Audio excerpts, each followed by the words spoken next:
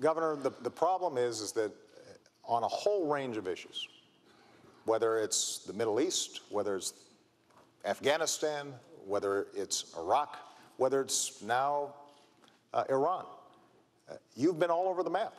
I mean, I'm pleased that you now are endorsing our policy of applying diplomatic pressure and potentially having bilateral discussions with the Iranians to end their nuclear program. But just a few years ago, you said that's something you'd never do, in the same way that you initially opposed a timetable in Afghanistan. Now you're for it, although it depends.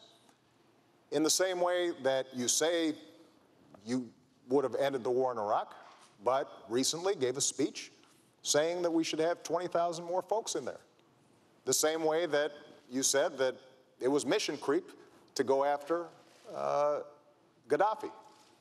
When it comes to going after Osama bin Laden, you said, well, any president would make that call.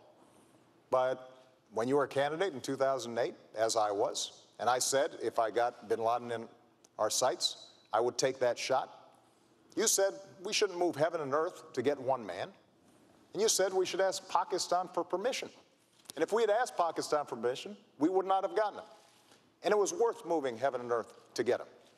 You know, after we killed bin Laden, I was at Ground Zero for a memorial and talked to a young woman who was 4 years old when 9/11 happened. And the last conversation she had with her father was him calling from the Twin Towers, saying, Peyton, I love you and I will always watch over you. And for the next decade, she was haunted by that conversation. And she said to me, you know, by finally getting bin Laden, that brought some closure to me. And when we do things like that, when we bring those who have harmed us to justice, that sends a message to the world, and it tells Peyton that we did not forget her father. Right. And I make that point because that's the kind of clarity of leadership, and those decisions are not always popular.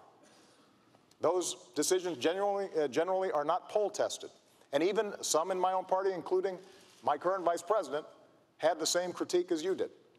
But what the American people understand is that I look at what we need to get done to keep the American people safe and to move our interests forward, and I make those decisions. All right.